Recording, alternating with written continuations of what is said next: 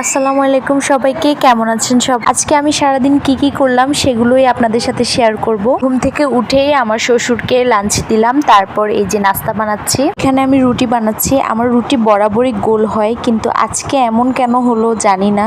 যাই হোক, নাস্তা খেয়ে এক কাপ চা খেলাম আর তারপরেই ঘরটা ঝাড়ু দিয়ে দিচ্ছি। আমাদের ঘরের ফ্লোরের এই অবস্থা, টাইলসগুলো একেবারে ভেঙে গেছে। দারোয়ানকে যতই বলি দেখে না। যাই হোক, এবার আমার ছেলেকে নিয়ে স্কুলে যাচ্ছি। এই কয়দিন কিন্তু প্রচুর গরম পড়েছে। রিক্সাওয়ালা মামাটা একদম ঘেমে অস্থির। আমার ছেলেকে দেখেন, গরমে সে একেবারে পায়ের জুতা খুলে ফেলেছে। আমি কিন্তু এই কয়দিন ওকে স্যান্ডেল পরিয়েই আনছি, কারণ যেভাবে গরম পড়েছে বাচ্চাদের তো আরো বেশি সমস্যা হয়।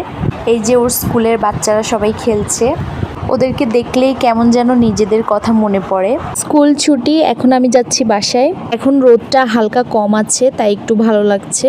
আজকে লাঞ্চে খেয়েছি বেগুন দিয়ে আলু আর হচ্ছে মাছের মাথা। এটা হচ্ছে তেলাপিয়া মাছের মাথা।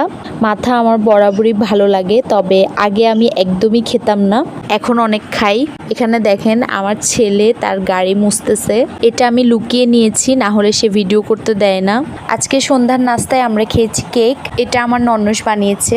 আর এই তো ডিনার করে নিলাম। আপনারা সারাদিন কে কি করলেন আমাকে জানাবেন। আল্লাহ হাফেজ।